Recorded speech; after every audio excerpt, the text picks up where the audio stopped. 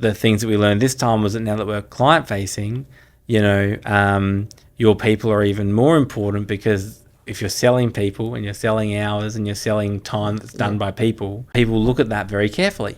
And so you need to have a product that is seen and understood even when you're not in the room, and, when they're interacting with the client.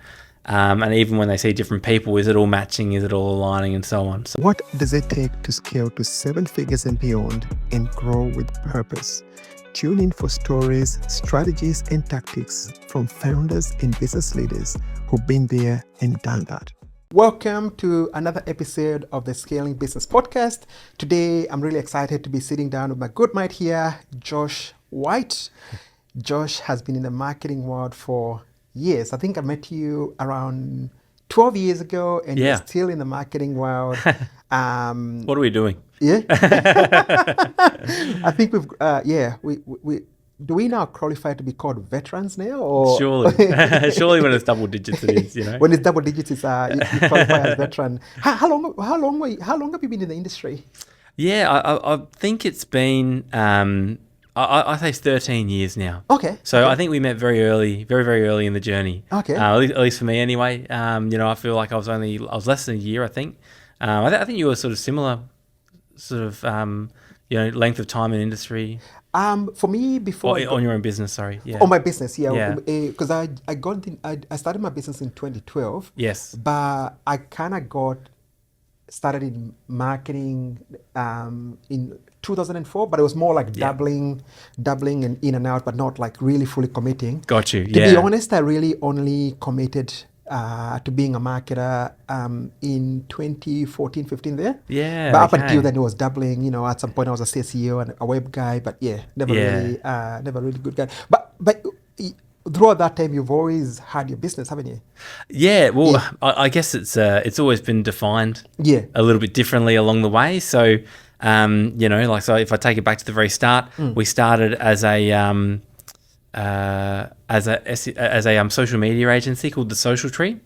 That was what I very first started as, and there was a couple of us operating at that time back in 2012. And it's interesting. Like, I suppose my thinking at the time was really, I want to get a job somewhere at the very least. No one's accepting you for internships. Well, I'll just go out there and do my own thing. And that's how it sort of first started. And we had a crack there for a little bit. It was hard going in those very, very early days, because there wasn't that many brands who were sort of thinking seriously about social media. But there was enough to sort of get you moving a little bit. And then sort of over a little bit of time, sort of kept that going, and then sort of realized that there was an opportunity in social media software. Uh-huh. And through that time, started building some social software to help with scheduling and publishing and reporting and advertising and so on. And then actually went out and got some seed capital. Oh wow! And then ended up building an MVP, launching it, growing to 600 customers or whatever from there, whilst we kept the consulting arm sort of still going. And essentially we sort of found ourselves at a bit of an impasse, because, we sort of there was a bit of funding coming through, a bit of revenue coming through, but there was high costs to maintain the APIs with each of the different platforms. And a lot of our competitors were eating away at, I suppose, what our unique selling propositions were at the time. And also creating exclusive relationships with a lot of the major social platforms, with these huge investments, from VCs and so on. So I think Hootsuite at the time got a $50 million cap raise, and then they had 25 mil for Sprout Social, and I think some other ones as well in Europe. Were you pre-Hootsuite, and were you around the same time with them, or just a bit? Sort of similar time. So Hootsuite were first, and that's what I was using for a lot of our social media management at the time. The problem was that, it was enterprise, it was clunky. It sort of wasn't built around the posting piece. It was more built around, I'm managing Twitter and I want to manage my feeds and comments and so on for an Optus or a Telstra, and less so for small businesses. So we sort of went out to build that. And one of the key features that we built was a scheduling program for Instagram. At the time, you couldn't schedule. There were apps out there that were like Schedugram, which had like a wall of phones, And it would essentially like log in as you and then post as you and then log out, and they'd burn through the phones and, whatever, just because of the amount of, work that was happening.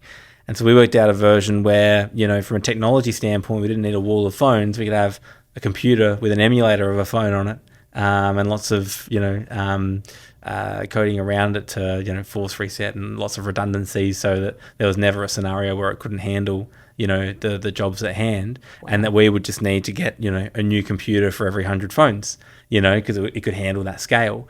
But, once Hootsuite raised that money, they essentially organised an exclusive arrangement with Instagram for scheduling. That was one of the main things we were offering. And no other platform could essentially schedule on Instagram. So it always became this sort of, hard thing to navigate.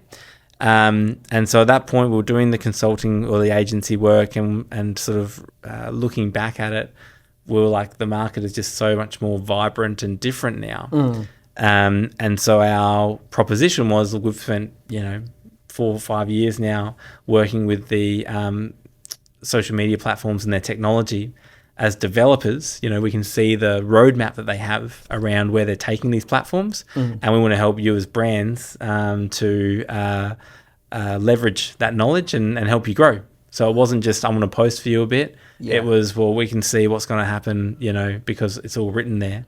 And we're going to help you to grow and scale on these platforms. And that's when we went back into the agency side. It's hard to sort of decide when you've got an opportunity that you're going through, or is it more like it wasn't viable for you to continue doing it, or is it more like a focus thing? We need to focus and do one thing and do it really well. Yeah, I think it's funny. So I sort of felt when we moved back over to the software side, I was like, I'm not going to do agency again. Yeah. Not for me. Don't want to deal with the clients and whatever. Yeah. That was my view going out of it. The reality was that the software did have issues of viability, 100%. That was ultimately the main decider. We were being outcompeted for capital from our competitors. They had feature exclusivity that we weren't able to match. What we found was that everyone used social media so differently. That a lot of these features, like just continually feature building to hit very small, market segment growth, because of just all the different variations. It wasn't like there was people who were sort of doing everything the same way. So that's why a lot of tools at the time were coming out with slight variations, because everyone was doing it in so many different ways. Not that there was a right or a wrong way, but just there were so many different ways. And we found that was quite a slog going through the journey. So when we first built our MVP, I had a plan to essentially, reach out to a bunch of brands that I love, ideally brands that were local, knock on their door and say, I want you to pay, a much larger amount than our standard pricing, but I'm going to build this tool around how you operate. And we'll get 10 brands on to pay 10 or 20 grand each a year for the first year only, for us to build it into exactly what they needed it to be.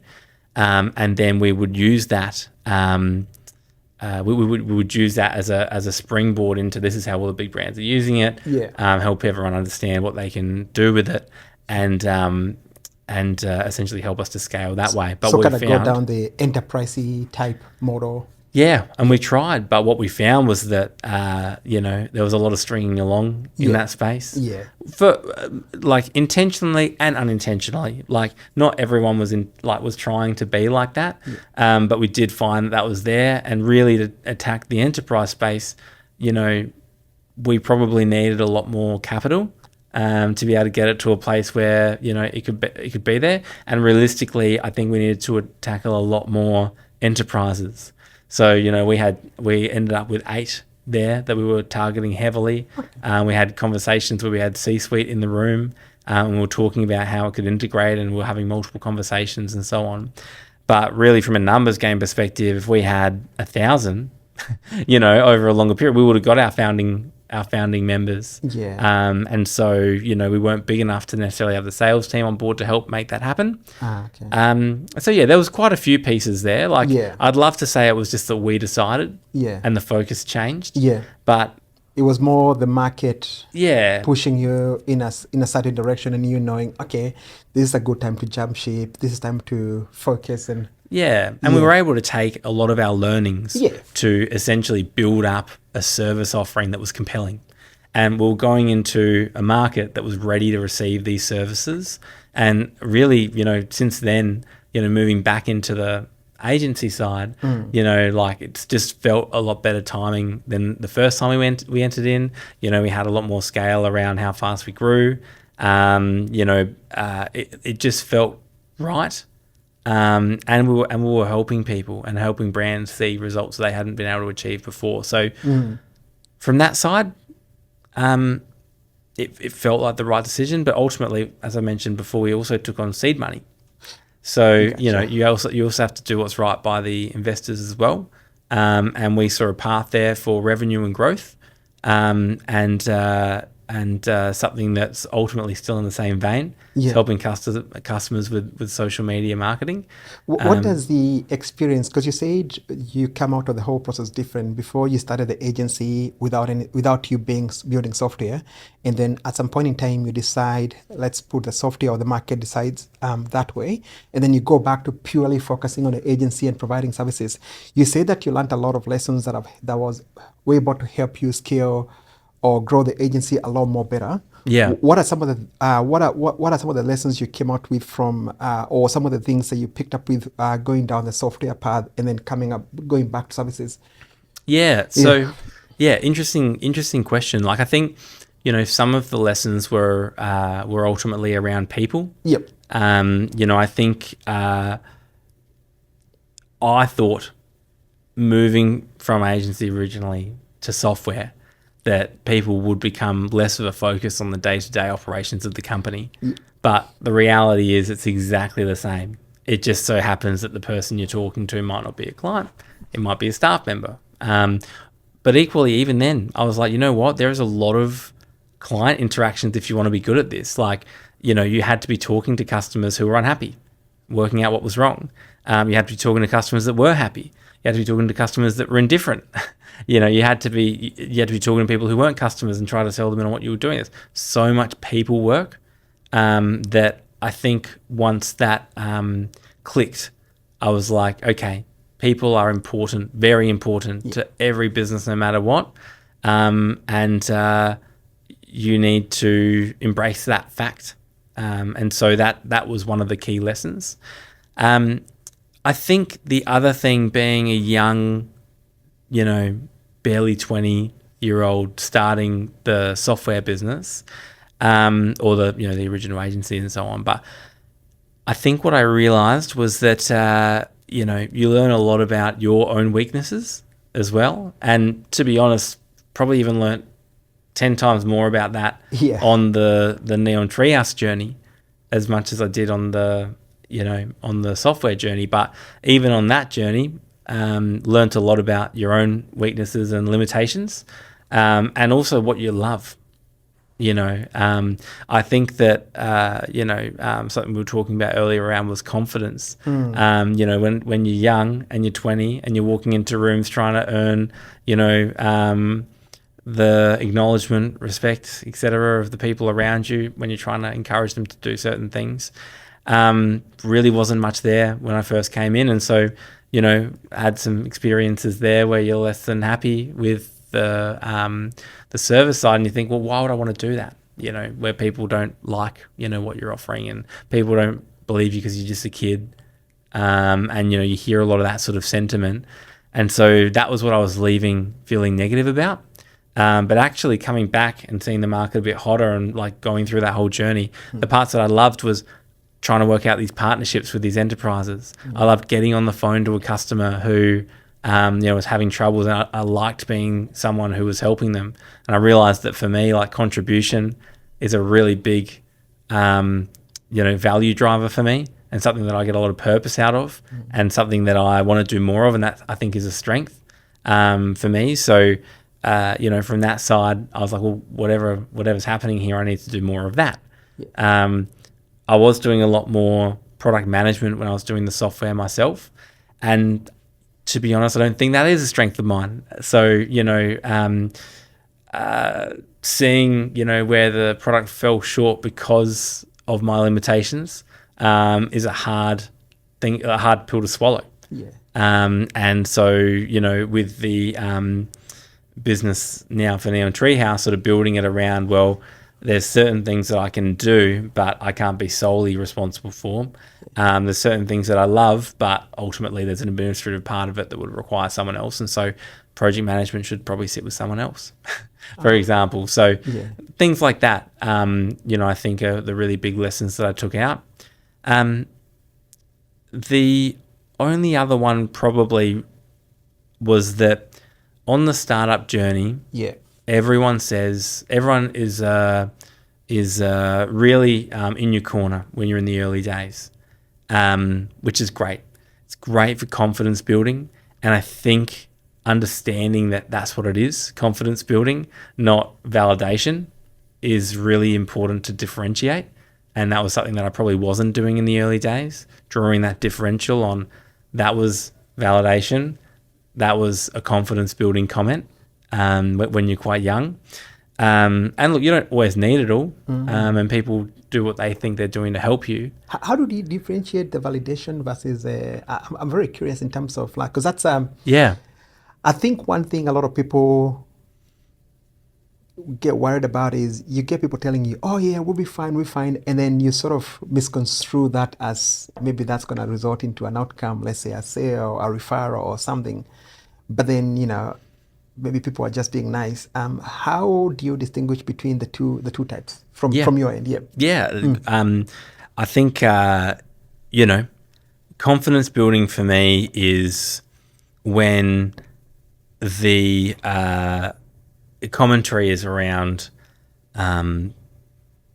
you as a person, not the product, which I think is, it's a great thing to comment on. And there is learnings in that. But the validation piece really for me was things like, I'm actually going to sign on for this program because I can see the value. Or I will sign on to this program, but it needs to look like this. Can you make that happen? That's validation, because they're telling you, not I agree with you, but they're telling you I can see it happening at this point. And that's validation that your idea was right or wrong. Doesn't matter, whatever the way that it's looking like. So that for me is sort of the difference. And so you hear a lot of people saying, oh, that's fantastic. That's really, what you've built here is so special. It's so amazing. Like you're going to go on and do great things. It's like that is confidence building. It's not really validation though of your idea, of your product, of its market fit. And so what I found in the enterprise journey trying to build up these founding members is that, I spent a lot of time building this up, and what it got to at the end of it was that like there was either ghosting when it got right to the point where you'd had 3 or 4 meetings with them, you're talking about how you're building it and what the pricing is going to look like and what you're going to give them and so on, and so it sort of turned into ghosting. Or it became this stringing along. Oh, well, if you can add this feature in and that feature in, then we'll join. Oh, that's great, but we sort of need this feature now and that feature now. Okay, oh, great, you've got that too. You know what, I just spoke with my boss. If we can get this new feature in now, and so you're on this forever journey of just adding these new features, and who knows how long that goes for. Maybe they were seriously, moving along that, but that's not validation.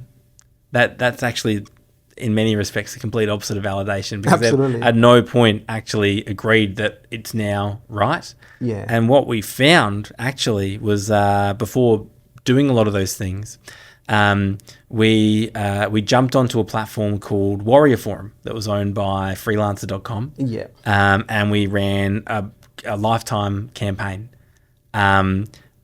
for customers to buy our product at a discounted rate to get a lifetime value on the product. And we actually did really well from that. We actually got a lot of people signing up for that product. And that's when complaints come in around, oh, I thought it did this. No, it does do that. Are you having issues? Okay, now we're hearing someone in there. They're saying, oh, it's good, but it's not, like, I'm still having issues. Like, I need you to fix this and this and this. That's validation on where it's actually at. But they've bought it, and they're not saying... They've already invested. They're not saying, I want a refund. Yeah. They're saying, I bought it, I just need this to work. And so that, for me, was a lot more validating. Once I got that underway, I was like, you know what? Like, a lot of small businesses are preferring this. Enterprise probably have these same conversations with Hootsuite, who have the power to keep the contract and just promise them more. So why would they I don't actually know whether they do that, but Yeah. it'd be a lot easier for Hootsuite to string them along and say, we can offer that stuff if that's what you're looking for. And I think that it's you know. because the bigger company like Hootsuite will have the staff, their sales force, the money to sort of do wine and dine these guys. Yeah. Well, for you, when you're starting out, it becomes a case of choosing your priorities in terms of like if these bigger guys just want to string you along.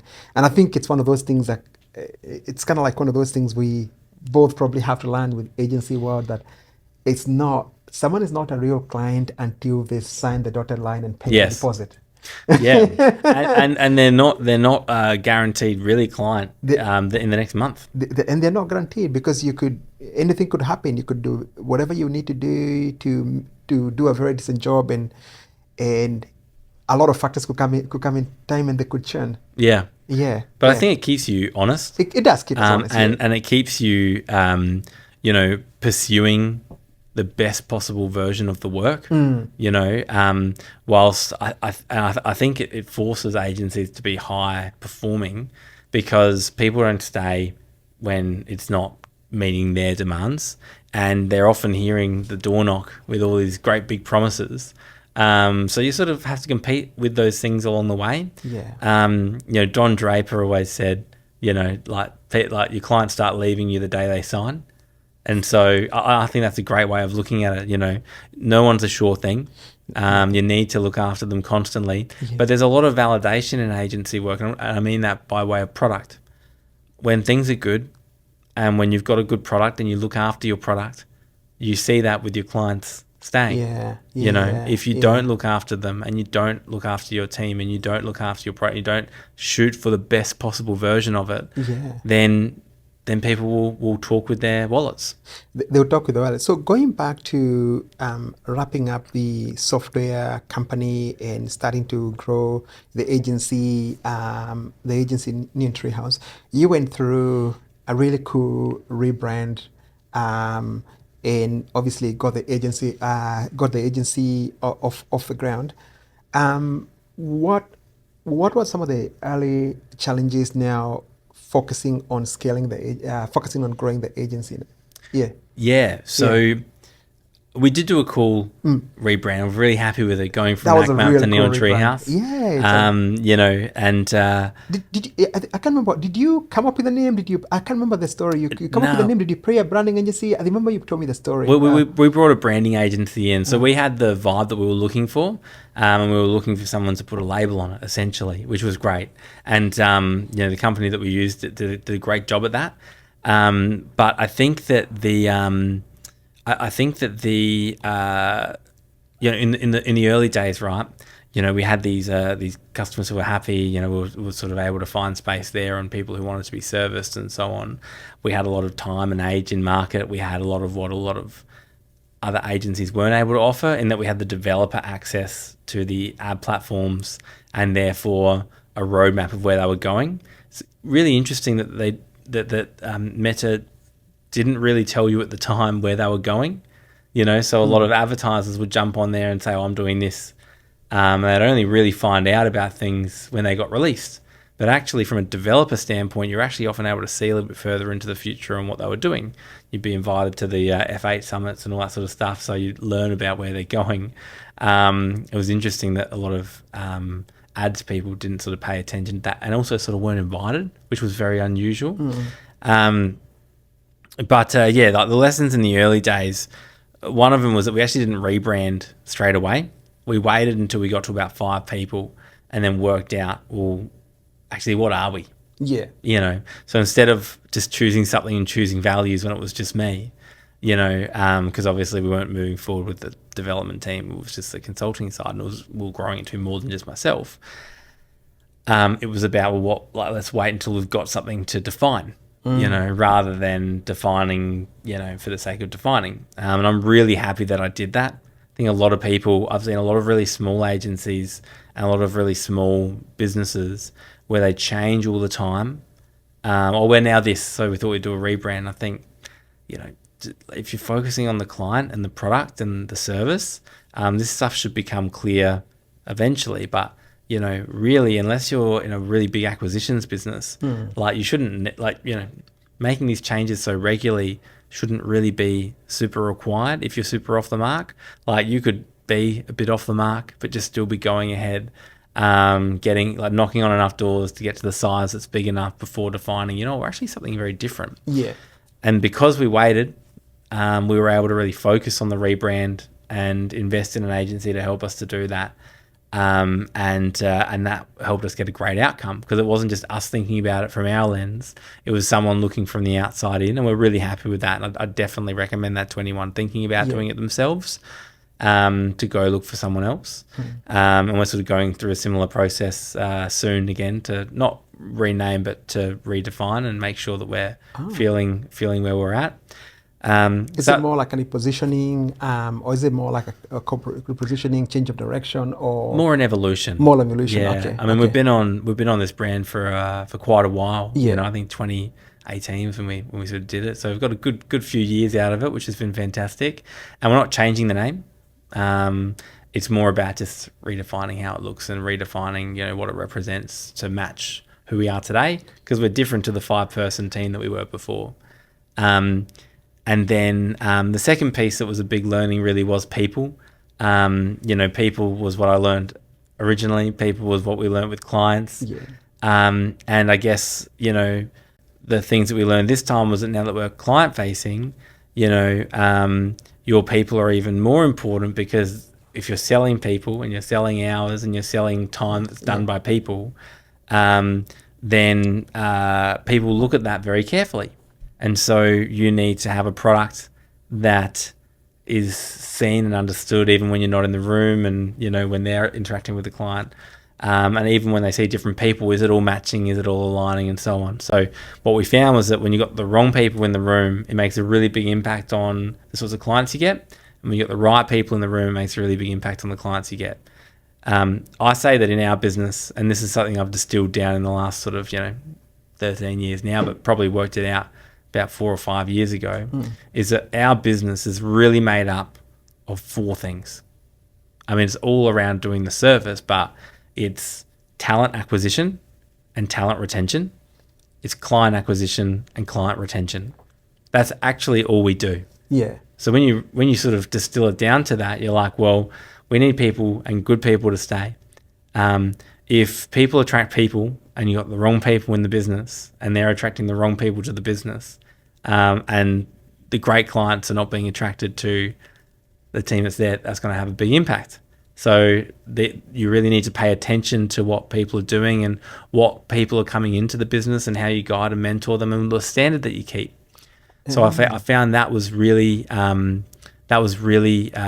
pronounced and something that we had to focus on a lot more. The other thing was that everyone wants to be a great boss, and when you're working with great people, a lot of that leadership, commentary that's out there is about being this amazing leader who's empathetic and who has time for everyone and whatever. Which I think it's important to be empathetic, and it's important to understand people, and it's important to take time where you can. But if you are someone who's got a direction and a vision on where you want to take the company, and a standard that you want to adhere, sometimes those things don't match, and you need to be the person who keeps it to standard. You and your managers, or any managers you have in the team, or any sort of elevated staff in your team, who the best of them aren't just the ones who always have time for everyone. The best of them are the people who are able to understand where you're going, understand what it takes to get there, have the capability and interest in lifting everyone up to where they need to be to get there, and then looking for where we're going next. And so I think that understanding that that's what people are needing means from time to time, people say, well, I would have really liked it if, we had 2 hours to talk about everything that's on my plate at the moment, and you've not provided me the time that I need. Whilst actually, that's not necessarily what the best owner is doing. It's about casting, the eyes over to where we really want to be, and trying to provide that support and trying to provide that empathy, of course, all of those things.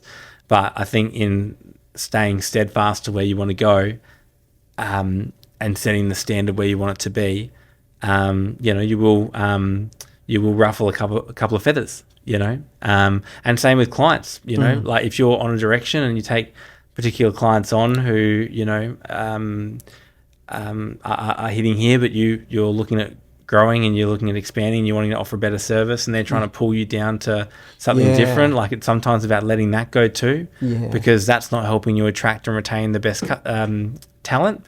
And if that's stopping you from keeping the best talent, and they're not themselves the best customers, and they themselves aren't helping you attract new customers, then that's a conversation that you're going to have a think about if it's the right fit still. So, and that's a person. So you look at all these things like people and like being aware of that journey, and when people are the right people on the right seats of the bus at the right time is super important. And I think the final piece is that a lot of people mistake creative businesses for like, you know, just being creative people. And I think that what you need to get really good at in this space is understanding the numbers. What's profitable, what's not profitable. Can your business operate if everything was in a commercial arrangement? And what I mean by that is that, you know, you might have, you know, a great value project where you're getting paid, you know, way more than you should be. I've heard people who are like, oh, I got this great project for this, and now I'm doing all these other things. And I was like, well, that's great, but in an actual commercial relationship, is that going to be a long-term client?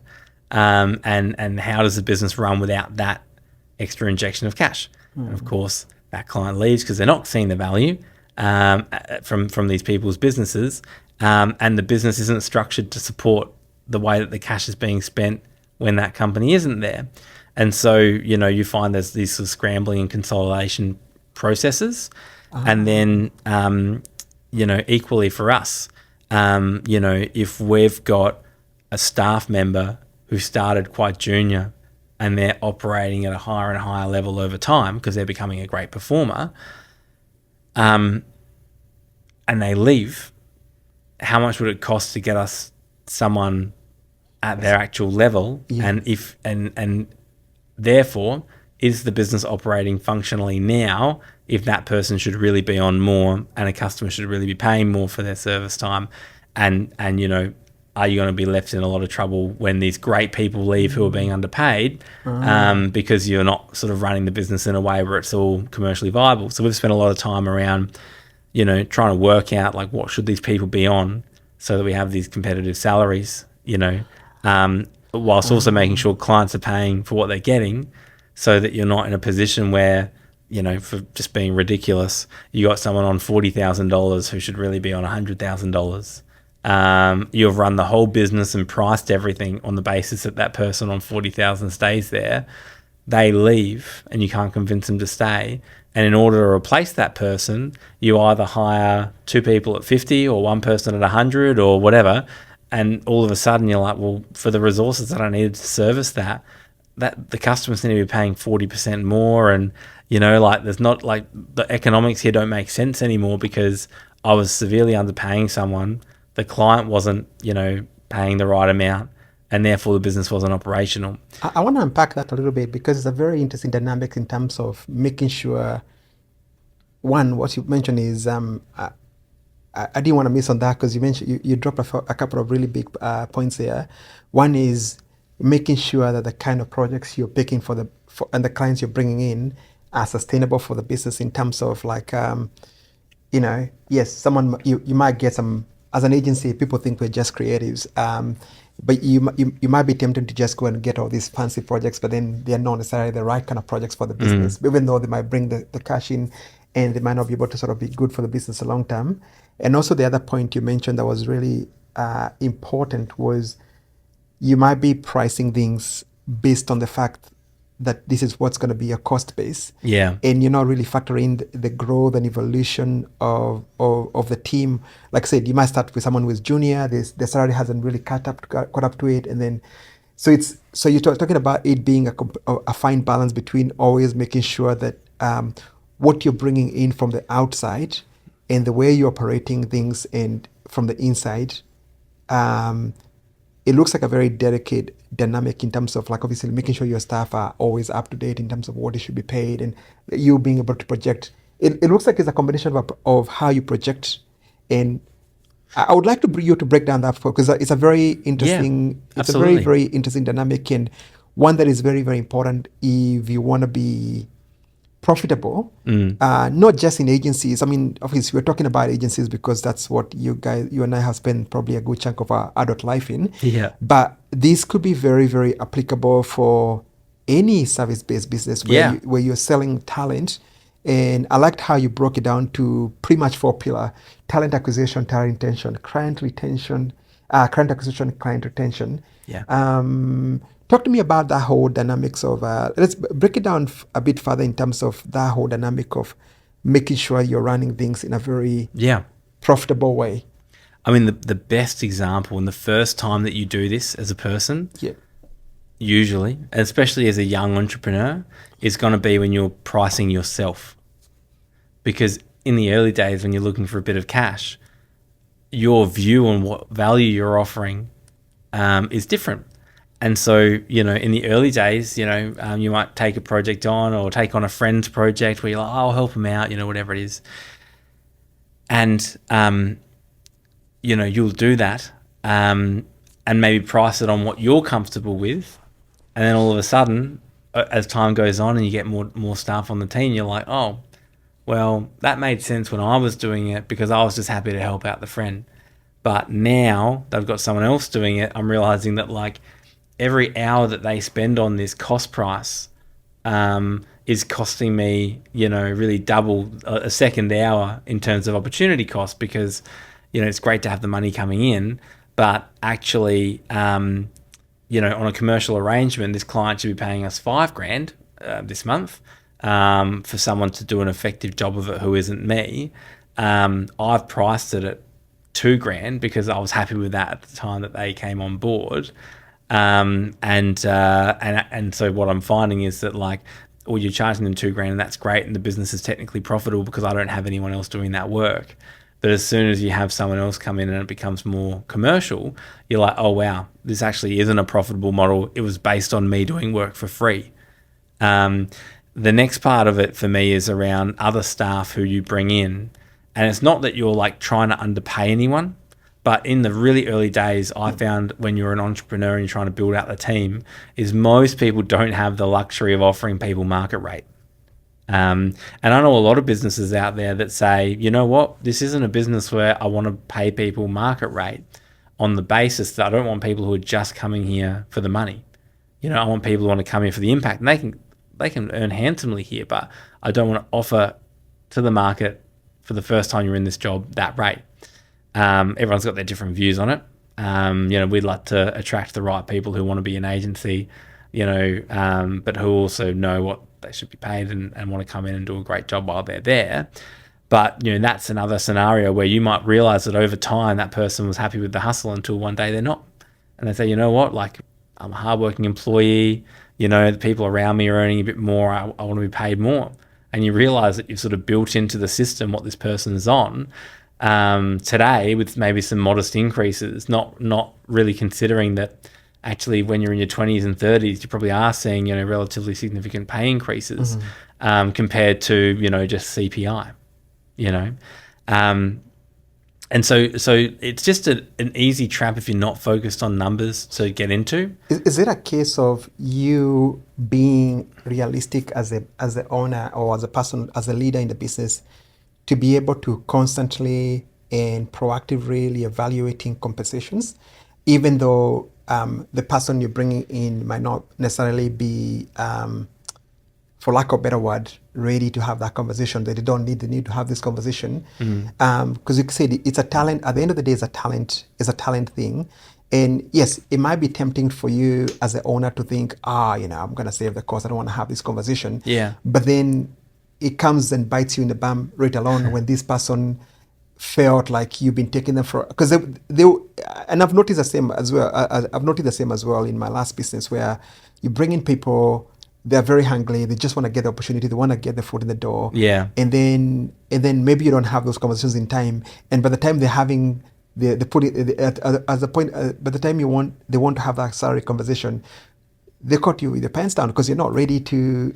Yeah, they're correct. not doing that. So it's a case of like you want you aren't proactively managing the process. So is it a case of you as an owner always proactively managing this thing, even if they haven't asked for it?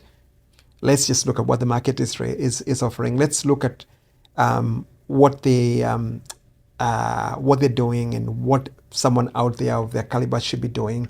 So is that part of your, when you talk about your client, your talent retention piece, is that part of the piece? 100%. Okay. So when it comes to the clients as well, same deal. Like, what does market rate look like? Are we more expensive? Yeah. Are we less expensive? Where do we want to be placed? With all of our team, every year we do a 5-year chat. Where do you want to be in 5 years? What does it look like to you? What are the things that you're doing in your job?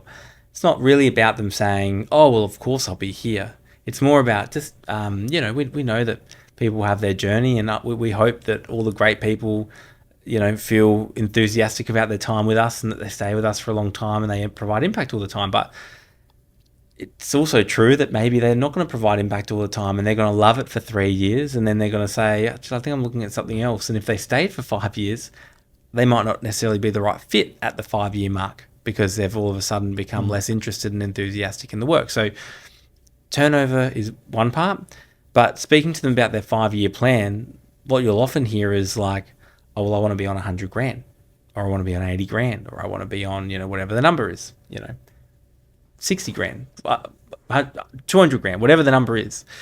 And so you can talk to them about, well, you're doing a great job so far. And I think to start off with, we had a plan around, you going to this, at the end of the financial year or at this point or even today.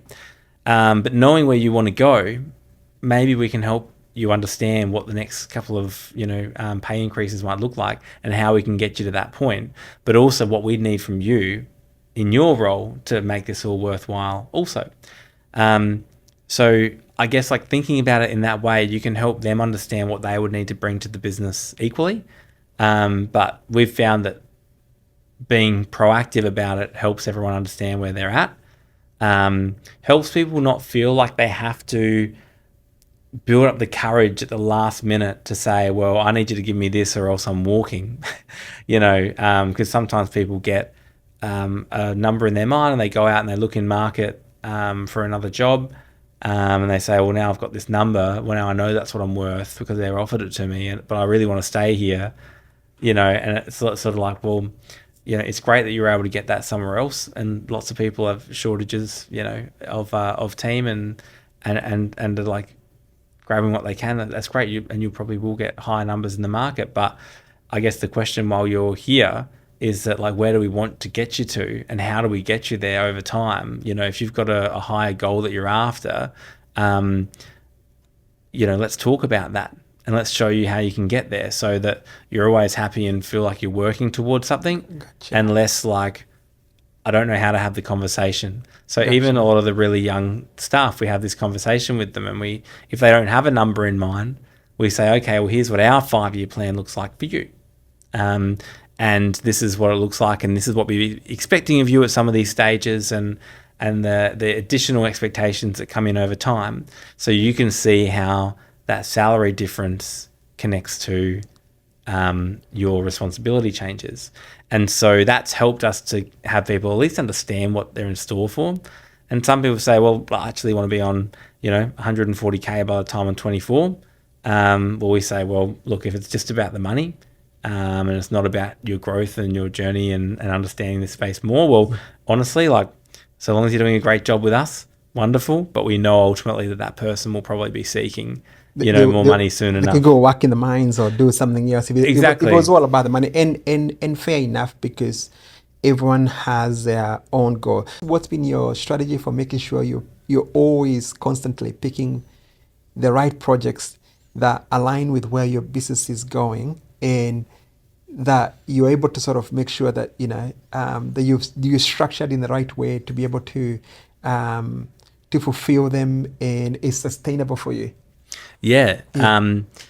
Look, we have a luxury in a way as an agency in that from a BD perspective, we don't have a BD who's hitting sales targets, and so when you think about, like, how do you not necessarily help yourself in terms of finding the right projects. It's hire a BD who's got really lofty sales targets where they need to look under every stone for another revenue source. That is always going to be really tricky to navigate. In saying that, we do look for work. We're lucky enough to have a really great referral network and natural flow of work that comes through to the business because we try to be out there, try to be seen, things like this, things like speaking events, things like PR, obviously our own socials, our own advertising and so on as well. But also sort of trying to position the company to not just be, like we don't want to be just an e-com business, for example. Like a lot of customers, they, a lot of agencies, sorry, they're like, we're an e-com agency. And for me, I think, looking for the right clients, if you've just got e-com and it's about high volume of e-com, not all e-com businesses are going to be exactly the right fit for you. For us, it's really about the way that the marketing team's structured. Who are we working with? How much time do they have for us? What are their ambitions and their goals? And are they open to us going for done, not perfect? In the sense that it's not about like having a company where there's not a single fault. It's about working with a company where, look, I don't mind if, occasionally, when an approval doc comes to you, there might be something that's slightly, not perfect. I'd love to say we are, but of course. Yeah. Someone humans who's able humans. to embrace that that experimentation. What's been your? I like the point you mentioned about like an e-com agency and all this. What's been your view about niching down and going down for a specific path versus what you've done, where you're able to take on a different, a wide range of clients? Did you ever sort of go down that path of to niche or not to niche? Yeah. And what's been the rationale behind sticking to either side? Yeah, I think our goal ultimately was to work on interesting projects. Our whole thing has been, bright and imaginative team, offering, bold and curious and digitally committed brands a chance to, scale and grow online. It's just a reality that we're not going to find a sustainable business worth of people in a singular niche doing that. But equally, to bring in a whole team of people who want to really work on digital marketing and like exploring different things, it does increase your talent pool to have lots of things that they can be involved in. Like a lot of people love e-com and they're really excited by e-com. And you say, what do you want to do? Oh, brands that like, e-com brands, that's what I want to do. And then a lot of them get into it and they're like, oh, wow, actually the e-com work is sort of hard and, it's rushed and it's just like retail and a lot of it's just catalog work and, whatever. And then you say, what about events? Well, events could be fun. Okay, well, we've got events that we work with and, a lot of event work is great. We love the work and the people are wonderful and, it's heavy hitting and it is fast paced, but it's, but it offers a different sort of fun. And then we say, well, what about software? Well, I've never thought about software before. Okay, well, and they find ways for that to be fun and home building and alcohol brands. And all of a sudden you start educating people on actually there's a lot of things that are out there that are pretty interesting and lots of different ways that people make money. And they sort of get around that idea that there's actually a lot to really learn about the world by working on different things and to be well-rounded. YouTubers, like there's so many different industries that we sort of focus on, and that's brought very curious people into the mix, and that's how we've been defined. Not, we just like e-commerce. The other piece has been really around being a little bit recession-proof. The reality is that there's always going to be markets that ebb and flow. And if you were, I've seen, people who've said, look, I was just doing e-commerce, like data analytics, for example, who were out looking for a job at the start of COVID, because that was all they were defined by, and that's tough. And so we wanted to formulate a business model that allowed us to move with the change in, what markets needed us the most. The reality is some of our clients leave because they've grown so big and they start internalizing different roles. And that's a really wonderful path for them to go down if they feel like that's right for them. And then maybe they come to you, later on for certain parts, or they come to you when the internal resources don't match your expertise, or whatever. That's actually a great outcome. Some customers that we're looking for, we want to work with them for life. But if we get to work with them for a really amazing part of their growth journey, which isn't forever, I think that's still a really massive success too. So understanding that you've got economics, both macro economics and at least country economics, and then you've also got you doing such a good job that you build yourself out of the company, and all these other things that can impact your ability to stay connected to the work. Yeah. I think having that that variety is very valuable. But that's what we wanted to do. Yeah. And that's what I wanted to do. And so I suppose part of the decision was also about, like, at the end of the day, what do you want to do? Yeah. And if you're going to do it for 13 years, and you're going to do it for 20 years, do I want to just be doing e-commerce, Black Friday, Cyber Monday sales every year and just that in November and December? Or do I want to get excited about new industries or new products and learn about things that I'd never even knew existed before?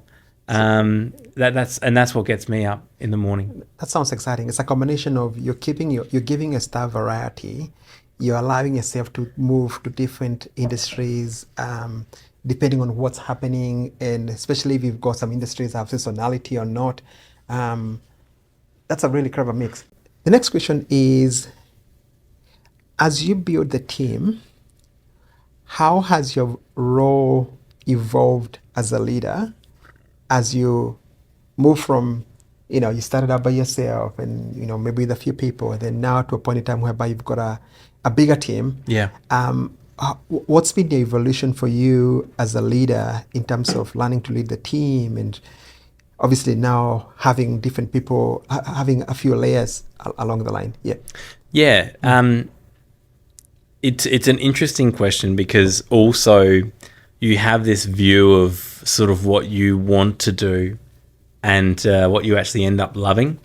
When we were building this, I said to myself, I want to be the CEO, and I want to be leading, and I want to be, I want to be driving the ship. I want to be,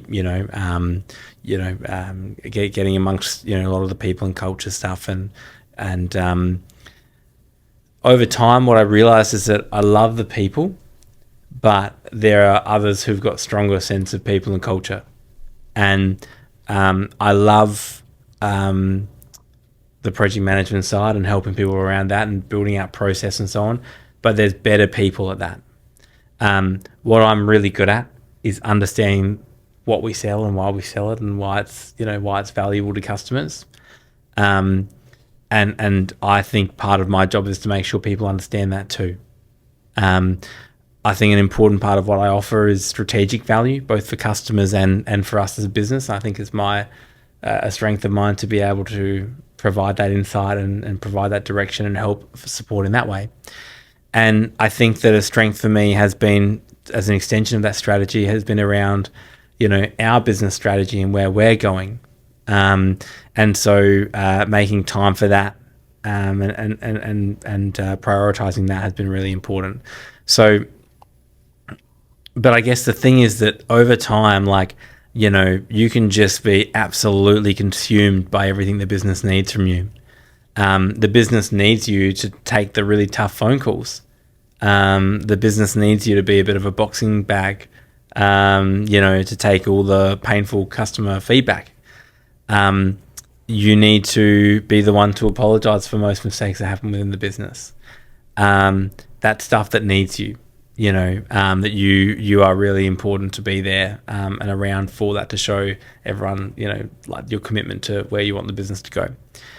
The business will consume your time in keeping up with people paying their invoices, you paying the tax man, The business will consume you in needs of networking and going to client things and, keeping in touch with who had a baby and who got married and who this and who that. And, for me, I guess it all has to be done, but it doesn't all have to be done by you.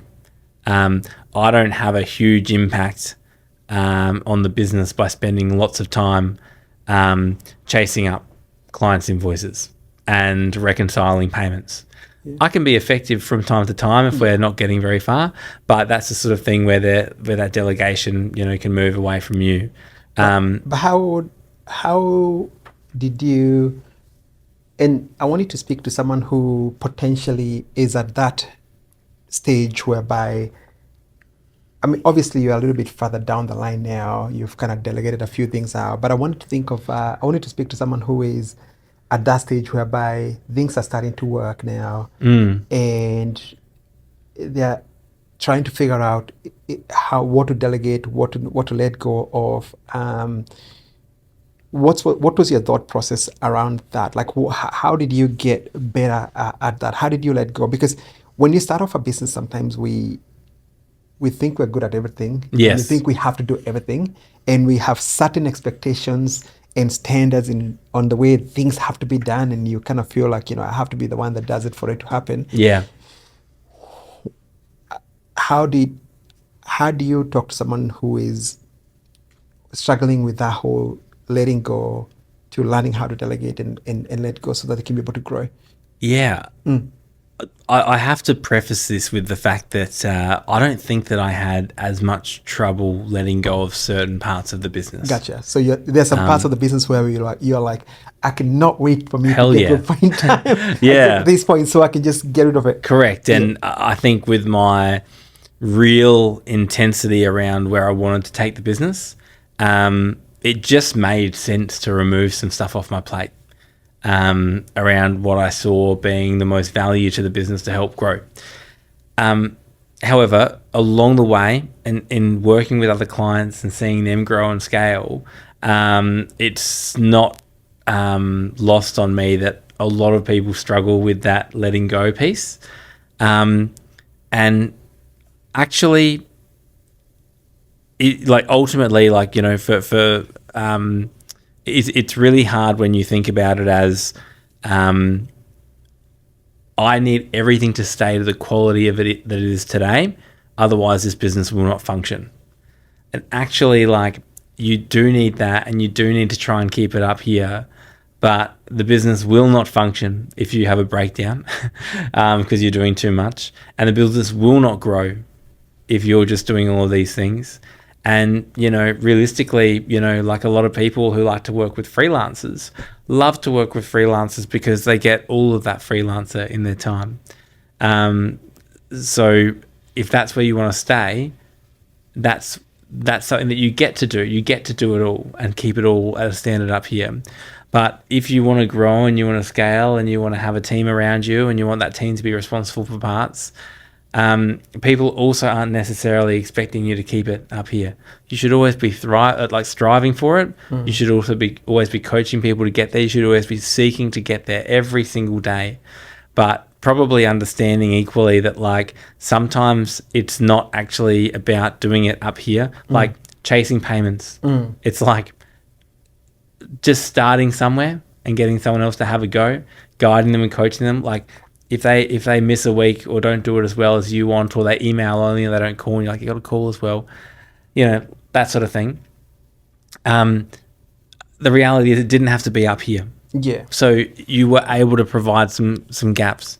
I think for me, what I did is I started off with things that I really didn't want to touch and I really didn't see myself being that good at. And that was a great place to start delegating. And then I looked at the stuff where I said, well, I know I'm pretty good at it, but I'm definitely not the best at it, and I have my style of it which I'd like to keep, but I've got my standards for it which definitely I want to keep, but I know that I can't keep doing it to keep the business going the way that we want it to go.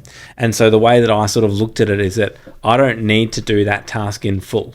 I need to invest that task in full to get someone else trained up in it.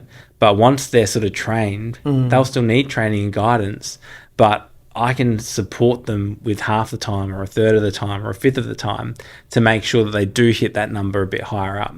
So the next step is sort of like, okay, well, if I had a lot of other people doing these tasks and I just spent the equivalent time that I lost there, so that I've gained in supporting everyone to do it to this level, that's then like your next tier of delegation, and you can sort of do that through a large portion of the functions of the business.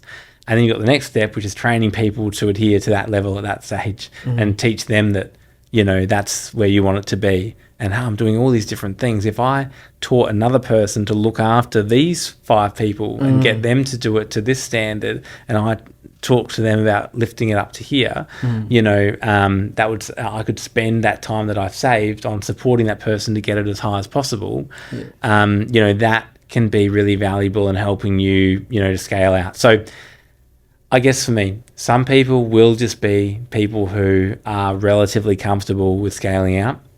I think having real clarity around where you're trying to go will help you justify the reasoning why you just have to bite the bullet and do it.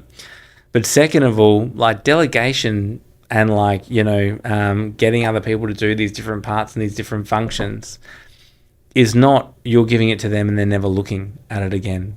The whole thing is that you should technically, at least in the first instances, be spending a lot of time with them, supporting them in doing it. So you're not just losing touch with it all. And so you still get to be connected to it and you get to see that it works. And I think that helps people to delegate other stuff. The final part is the time that it takes to delegate. And this is, I just think the reality is that, you know, you don't go into business to have a 9-to-5 job. So you are just sort of going to have to put up with the fact that you might need to spend a bit of extra time teaching, coaching and training, guiding, you know, biting your knuckles when you see someone sort of not quite hitting the right marker. But it's interesting. You have to take that longer view on people. It's crazy the amount of things that when you go in business, you think it's going to be about doing a certain set of things, and then you realize all of a sudden you're a coach, you're a trainer, you're a counselor, you're a cheerleader, and then on top of that you still got your day-to-day job.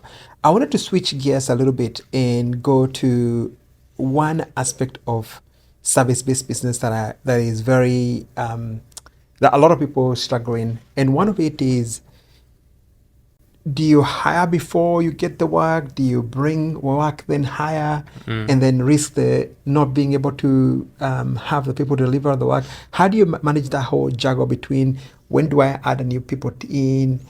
How do I project? On the same time, you have to deal with things like churn, because every single business, no matter how much you do, and like I said, in our industry, you know, like the famous Peter Drucker Don Draper. Well, the fictional Don Draper said, you know, clients are planning to leave as soon as they get there. So you're balancing all these things, churn, projections, bringing in people in. How do you balance it all up so that you're still able to keep humming and doing things and making sure you're still running profitably? Because like I said, if you bring in people too early before you've done your projections and factored in churn and stuff like that, you can end up with a big payroll gap that will end up squeezing your margin. How do you manage all that juggle? So one part, and I think it's sort of what I mentioned at the end of that last question, which was you do have to have a longer term view on people. People aren't going to be profitable at the start, and they're not going to have the impact that they have today on day one that they do have on year 10. Sorry. So having this idea that like people scales at the same rate as work brought in is incorrect. Because, you know, if you've got the right people who stay in the business for the long time and get paid the right way, you know, they will reward you with efficient delivery of work. They'll reward your clients with, you know, what they're looking for and so on. And I think just understanding that we're all in this journey together and some mistakes get made along the way. You have to be firm around what you think the expectation's got to be and what we're trying to strive for. But just understand that people aren't robots and that, you know, there is always going to be that journey. That's the first thing. The second thing is that, you know, we've you do sort of need to understand like how your new business is operating for you. How much new business are you getting? How guaranteeable is it? What do your networks look like around delivering more work? And how good is your sales arm? If you're the salesperson at the top end, how good are you at bringing in work consistently? And how driven are you to get more work if you don't have it today? That's the first thing. Number two, is that honestly, I think that there's just so many different ways to answer this question. And I've seen lots of people do it successfully. We've seen some people who only hire when the work's won, and therefore, they continue with good margins. What it usually means is that the team beefs up a little bit, so everyone's overworked until there's space, to hire that next person, which is good because your margins stay pretty solid. But you'd need everyone to be on the same page with you there. To make sure that they were happy with that arrangement, rather than, just overworking people on the basis that that's expected, them not feeling rewarded and then ultimately leaving, and then you're in this forever hiring cycle. We've spent for years there hiring,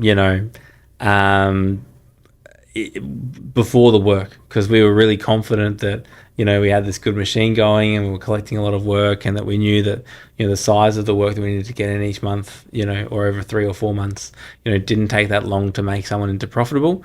And we were willing to have people come in earlier when they weren't as profitable, but they also weren't as productive, to learn when there was less work on their plate. And so once they got better, they were also taking on more work as well. And so we sort of tried that model for a little bit, and that was okay. I think where we are now as a company is that we focus a little bit more on,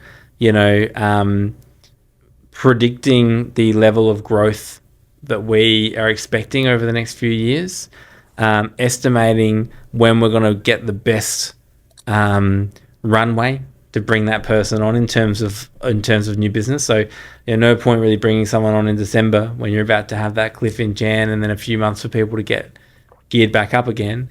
But not a bad time to hire someone in March when you're going to have a bit of a growth spurt there until probably July, and then probably not a bad time again if you're looking at hiring someone around July, August. Give them a couple of months to get settled, and then build into the final couple of months on the year when things get quite busy.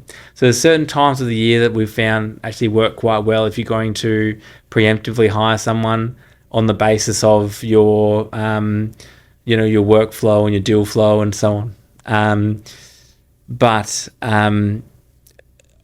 think honestly, like making sure that we're hiring good people the right way has been way more effective in ensuring, how we hire. So what I mean by that is that, we hire people to be really efficient and get rewarded for that. And they get paid well, for that, and then they leave. We've now got a salary range that's very competitive to find someone who can hit that marker as well. That makes it a lot easier to manage the team, rather than what I was saying before. If you're running it on, we just need a junior, any junior will do, and some people are efficient and some people aren't, or a junior takes double or triple the amount of time, you have this perception of savings, but actually if the work demands and commands someone to be really efficient, you realize you're actually not saving that much. Now we're in a position where we say, okay, well, if people stay for longer, and they're at that right level of, cultural fit and intellect and impact and career and so on, they will just do a lot more than just anyone filling the spot. And so, because of that, like, I guess that summary of different things there, I guess what I'd say is that I've seen people do it conservatively and just wait for the work to be there. And I've seen them, struggle to hold on to certain people within the team, that they've always got this level of, attrition in the team. I've seen people hire, and we've done it as well, hire preemptively, which is great. But there is a bit of risk in that as well. Great in the good times, pretty hard when you're not 100% sure or there's a bit of turbulence in market. Yeah. But making sure you're paying people right so that you've got a good competitive salary to go out to market with is great. Number one. Number two, being really aware of your numbers and exactly how full people are. So in agency world, you know, at the end of the day, you know, no matter whether you price on market rate or whether you price on value-based pricing or time materials, however you do it, doesn't matter. At the end of the day, people only have so many hours. If you price on value-based pricing, right? Like, and every project is on value-based pricing, you've still got only so many hours for that person to perform this work in per day, week, year, whatever. So, like, you know, understanding that at the end of the day, it still all ultimately comes down to hours, helps you understand, like, exactly how much am I asking everyone to push. You know, if I'm not going to hire preemptively, I'm going to ask people to just hold on for a bit until we get a little bit more work in so we can afford a new person. If you're going to do that, be sure that you understand the level of push. If you're pushing someone to do 35% more work every week until that time, that is going to be a tough sell to that person unless you're rewarding them financially and they're willing to do it and all those sorts of things. Is it really worth pushing that person to the brink so that you can save a bit of money today and potentially lose that person, have to hire for them as well, just so that you didn't have to hire, you know, another person? And if you had, I want to put that person to 30% like overtime essentially, and or maybe not even paying that up. Who knows what your relationship is, right? Yeah. But you know, you're pushing them to whatever tier, you know, you're sort of expecting, and right before you hire this next person, they leave, and now you got two people that you have to train up at the same time, and they're not going to be that profitable. You know, like, that's going to be really hard, and your client's going to notice that as well. So I think, like, a bit of self-confidence around, like, what you see the projection being for the next 6 to 12 months, and you know, you can push a little bit, but don't do it for too long, and don't do it too much. So you're having those honest conversations with your clients, with your staff around those kind of expectations, and obviously getting really good at your projections to make sure that, you know, what you're bringing in versus what you can deliver. I think even understanding, like, how profitable is the work that you have there, and having some sort of management software in there that can tell you how profitable your work is. Is that your, like, project management software? And a lot of software for agencies will actually tell you, like, you know, you insert, you know, your hourly rate, and you insert your, you know, your cost price per hour, and so on, and they will tell you what your profitability looks like. It will show your, you know, over hours that you're not being paid for versus what your retainer value looks like. And those things correctly filled can show you, like, how busy people are. We've had certain staff in the past where, like, you ask them how busy they are, that really busy, really, really busy. You look at their you know, on the back end of the system, and it's like, well, you're operating at, you know, 30% of total hours. Oh yeah, I've just got stuff on personally, or I've got, you know, these other projects I'm trying to push internally that aren't client work, or, you know, actually they're doing 3 or 4 times the amount of work they should be on one client. How do you balance between internal and external projects for you? Because as much as you still got to push out work for clients, but you still got to do a few things internally, because I'm assuming you're always going through some sort of performance improvement, some sort of either building systems internally or doing stuff internally. Is it a case of setting aside a team that focuses on internal project and these guys are for clients? Or is it a case of, like, you thinking about, like, costing it as a cost center for the business? Because I think it's a very important, it's very easy for agencies to neglect that part at the expense of your profitability. We look at it as, what hourly rate would allow us to do those projects?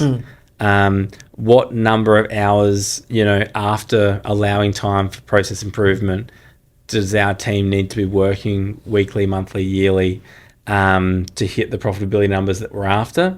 And then we let those guide how much time everyone has left at the end of the day. Certain people who are doing management time, for example, you know, they're doing work on the tools and then they're doing, you know, management time. For those people who are doing that mixed role, they have a smaller portion of total hours assigned to client work and billable work, and a higher portion assigned to management or process improvement or whatever that is. So we sort of price that in from the start, and then we assume there's an allocation of time that we put to those projects. But it only works if it's profitable, and that's where you need to be looking at the client work that you have in. It's like, are we profitable? How unprofitable or how profitable are we? If it's too unprofitable, then you need to trim down your hours and have conversations with your client as well as your team about how do we offer the service that we promised them at the right price. It's nice if you want to do more for your client, but if you're doing 40 or 50 hours over on an 8-hour a month retainer, like we're not a charitable organization, right? Like that's the hours that they're paying for, and it's about doing the best possible work we can within that time that they have available within their resources, and so making sure people are aware of that journey. But I think if you can get all of your projects both on average and on a micro level operating profitably against your goal hourly rate and the percentage of hours per month that each person should be doing as billable versus non-billable, you will make time. But equally, you'll know, well, for this next period, we're going to cut internal projects, for the next 3 months, so there's more room for everyone to do a bit more billable work within their same hours, so that you've got the space to grow and build this next person into the business, or that plus a little bit of extra work, or we're going to even thinking about, look, we're doing 4 really unprofitable projects, maybe we should not be doing them, or we've got these temporary retainer projects like around events or Black Fridays and stuff like that. Maybe now's not the right time to be trying to get someone new on. Like maybe we wait until there's less of these rush little projects, and we wait until everyone's got more space to take on a bit more, so that we can hire the next person before these other separate, rush projects sort of come in as well. So there's so many different ways of looking at it, man. It's hard. It's hard to say anything. We've not chosen just one style either. It's been really time dependent, and but the time and the profitability, having a software to do it, and not asking people what they think, because it's such a perspective thing. If you're just having one of those days where you might be incredibly busy for the day, and so you say, well, how's everything going at the moment? So busy, ... today. But actually you were asking about for the month. But if you ask an employee, depending on how their vision is in terms of, like the question, they might be looking a little bit too granular at the last little bit of time and be extrapolating that for a longer period. So, it can be tricky. We've had clients where staff have said, I've just got way too much on. Sometimes they do, but other times providing them with that direction around, but I saw that, this client finishes at the end of this month, and that'll be a big relief. That's about 25% of my time.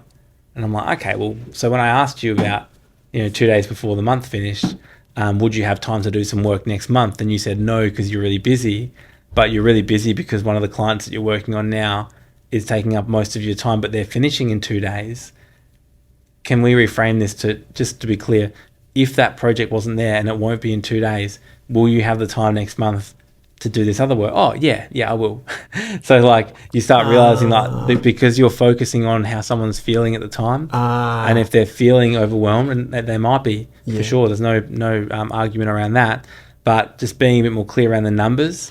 Awesome. What role has things like AI and automation helped, and how are you? Because apparently we're moving to an age whereby, age of AI agents and automation. What's been your process of either deploying some of these things or preparing your team for what's coming or what's already happening in this new era of AI and automation? Yeah, I think, first of all, giving them space to look. Second of all, thinking about, okay, well, where in the smallest form could this stuff be interjected so we can test whether it's good or not. And reminding people about ultimately where we provide value. 10 years ago, we had to do a lot of heavy lifting thanks to the ad platforms themselves and lots of other platforms integrating AI, now a lot of our heavy lifting is completed. Great. We still do a bit, like there's differences of heavy lifting, but things that we used to have to do 10 years ago, we don't have to do anymore. Or to a lesser extent than before. So the fact, like, AI is coming in whether we like it or not, or whether we add extra layers over the top that help accelerate our time. It's already happening. So resisting it on the basis that you want to keep your job, I sort of see that as being a bit short-sighted. And I think the reason that we as an agency have been able to, grow team salaries and not grow our headcount whilst we've been able to increase the amount of revenue that we've been driving in through the business has been in part because we've been able to hold back on a lot of the things that used to be a lot of heavy lifting and rely on AI for those things. And it's actually allowed, back 10 years ago, a lot of people say, I like this job, I like the strategy part, I like the client's part, but a lot of the heavy lifting stuff, I'd love it if we didn't have to do as much of that. Mm-hmm. Well, that's what's being offered right now. Yeah. The ability to remove a lot of that heavy lifting, allow you to do the things that you're sort of coming into this industry to enjoy and to be challenged by and to be working on. So I guess how are we integrating it? Number one, well, whether we like it or not, every software that we use is integrating it. So that's making massive changes.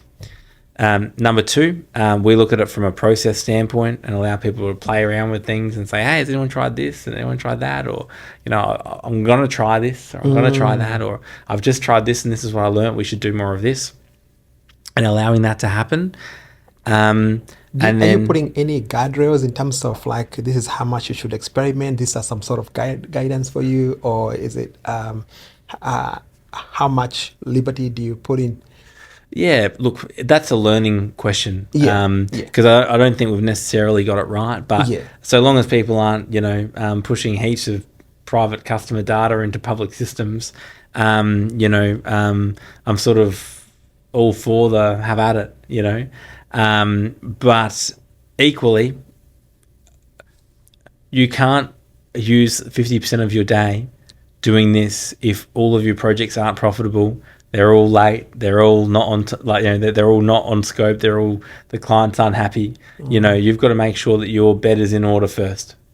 And then if you've got the time, insofar as you can have actionable insights and things that you can bring back to the team on a monthly basis, I think would be the way that we'd look at this. So it's less about people saying, I could do all this client work, but I don't really feel like it today or for the rest of this month. I'm just going to focus on this other thing. Yeah. And it's like, my client's unhappy and a few of them have left and whatever. But I found this really cool thing called Midjourney. It's sort of a little bit, keeping and making sure that people are aware, like at the core, we are still an agency. At the core, it's client and talent retention and acquisition. At the core, we help, bold, brave, digitally curious and committed brands to get the most out of digital and social. That's what we do. So understanding that's at the core of everything, and then sort of giving people, like a lot of the work we do, giving people the freedom to decide when and how they want to choose their time. We work from home a few days, 3 days a week, and we were well before COVID. Oh, you've already done the hybrid thing. One thing I wanna delve into is something we were talking about before, the decisions into terms of how big you grow or how small you grow. So you've gone through a process of deciding how big or how small you are, and what's been your decision to get your because like I said, we're surrounded by bigger agencies and obviously little agencies, and you've been able to get your agency to a certain size whereby you feel the most comfortable. Yeah. And there's always a temptation to just scale it to a big ass agency and do all these things. What's been your decision behind maintaining the numbers of the numbers in terms of like the size of the agency you are? Is it more a comfort thing? Is it more like a very purposeful, I want to keep my agency to about 20-ish people and not a 100-person company that can do take on the biggest brand, the biggest this. Yeah. Yeah. I think we'll always want to be under 30, at least for the time being. And I think a lot of it's got to do with a lot of it's got to do with being big enough to punch above our weight and to be able to punch into the projects that we're really excited about doing, but not growing for the sake of growing. We, as I said, we've got our client type that we're looking for. We've got the people that we want to attract and keep. That these sorts of people and these sorts of projects are really hard when you're just a single person. But at some point, adding an extra 1, 10, 100,000 people doesn't make it any easier, and so or any better or any just like guaranteed. And so I think we're at a stage and a size now, and with AI under the wings as well, where you can achieve a lot more with a really dynamic smaller team. And so that's really what's helped us position on that sense. In terms of the confidence thing, is an interesting one. Like I think confidence in the team comes from all the energy and efforts and systems and processes and support that you put into it. So I don't think that having a bigger team necessarily would provide more confidence, so long as your team and your case studies and your results and your enthusiasm and so on are guiding you in the right direction. You should be able to achieve that with. Don't even have to be a team that's our size. I think you can be a smaller team. I think you can be a bigger team. You don't have to be under 30, like whatever size you are, you can achieve, really great things on that side. But it's just understanding how you want the business to be structured. Like how many managers do you want? Do you want a C-suite? Do you want people to have part ownership? How many specialists do you want? What seniority are they going to be? What level of junior are they going to be? All those sorts of things. All of that will define how big your agency needs to be to really hit. And also, what sort of project do you want to have? What specialty do you want to have? I mean, we, for example, have done websites for a really long time, but we're actually sort of moving away from that being part of our core structure, and we're looking more at just the other parts to make us, proud and famous of the work, which is, the ad side and the organic socials piece and the SEO piece. That's where we're, really feeling comfortable and feeling ourselves and, feeling like we can provide heaps of value to customers. So, that's where we want to focus.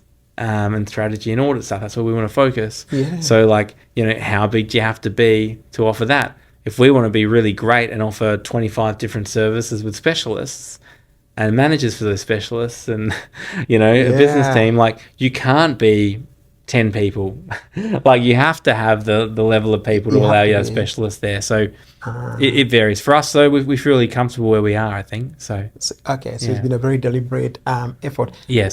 As we start to conclude, this interview, what's been your strategy for staying sane in an industry that is constantly changing? Every new time there's new AI, new platform, new this, new that.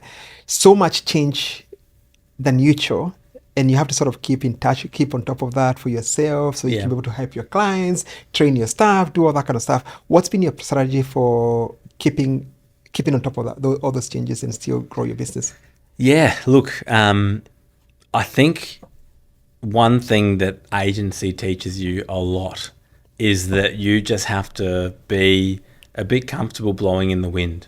And I don't mean that in terms of the direction you want to go. I just mean that you have to be comfortable with the fact that your days aren't going to perfectly be how you want them to be. This isn't like, trillionaire founder, spends the first 7 hours of his day meditating, and then he spends an hour on a jog, and then, when you get pulled in for things, you get pulled in for things. And that's okay, and doing the things that you love and so on, allowing that to, still be a part of your life, but just, and your work life, but just appreciating that things come up. And honestly, I think, you hear a lot from people who are either in agencies or who want to get into agency, not just owners, but employees and people who've worked in this space for a while. And especially those who've shifted to brand side, they say brand side's so slow in comparison anyway. They say that, I just kept so close to the 8 ball when I was in agency, because I had to, and it was demanded of it from clients all the time. The reality is that clients don't move at the pace that the world does. You need to be in touch with it all, but doesn't mean that tomorrow, something else comes out and then all of a sudden your clients say, cancel everything that you're doing right now, and I want you to build our whole website around DeepSeek. And the next day, change my mind, another tool's come out, cancel everything, I want to go all onto that, But people have some level of, rigor around initial choices and time spent in the market, doing one thing and holding that tune for a while. So I think you are just trained in agency to be ready for that. And so that helps immensely. But equally, we're not brain surgeons. And you have to have a bit of fun. Like you're meeting with people every day. You got to find little windows of fun. You've got to enjoy your personal life. You've got to find outlets. You've got to, keep yourself, fit and healthy. You got to do all those things because you do. John, with us, I'm a 30, early 30s male. Freshly married. Freshly married, yeah. Congratulations. And thank you. And you've got to, you've got to look after these things anyway. But they all happen to help with the day-to-day blows. You got to find stuff you enjoy. It helps with, keeping yourself resilient. And just reminding yourself that every day is another chance to have a crack. And it's not going to be your best day every day. And that's okay. And I think all those sorts of things just help you to just get back on that horse every day and roll with it. So AI is what it is right now, and I think there's a big journey and direction for that. But also, it's sort of super exciting. You can see it as a stress and a worry, and it's going to take our jobs and all that sort of stuff, or you can see it as sort of really exciting. And how does that change the landscape? It's a whole new frontier. What are you excited? Final question is, what are you excited about your business, the industry moving forward, and what are some of the things you're looking forward to experimenting, trying, or any strategies you're looking to deploying in your business to take it to the next level? I think never has there been a time in this industry that we're in where there's been more of an opportunity to spend time on strategy. Because of automations being able to do the heavy lifting. Never has there been more of an opportunity to do all the big thinking stuff. And never has there been a time when the playing field has been evened around big spenders and smaller spenders around opportunity. So, more spend is always going to be helpful when it comes to media. But I think a lot of the things and all of the questions and all of the struggles and the pain points that clients and we go through around things that we just wish we had more time for. That's what I'm excited about AI bringing. And I guess the other thing is just enjoying the journey. You spent all this time to be here. You get to a certain point. You just got to be happy and embrace where you are today. Keep having goals around the future, of course. But just enjoy where you're at. There's so much to enjoy about being the Povo 20-something who's not earning the big bucks yet, but enjoying the journey. Looking back on that, I had so much fun. It was not the high-paid days of my life, but it was fun. It was a fun journey, where I was at the time. It was just so enjoyable. And where I'm at now, it's a different sort of fun, but it's fun, And so just spending a bit of time to sit back and sort of, just imagining the guy from the castle, just sitting back and enjoying, the house, and it was his house, it was his block, and it was just, it was his castle, and just enjoying that.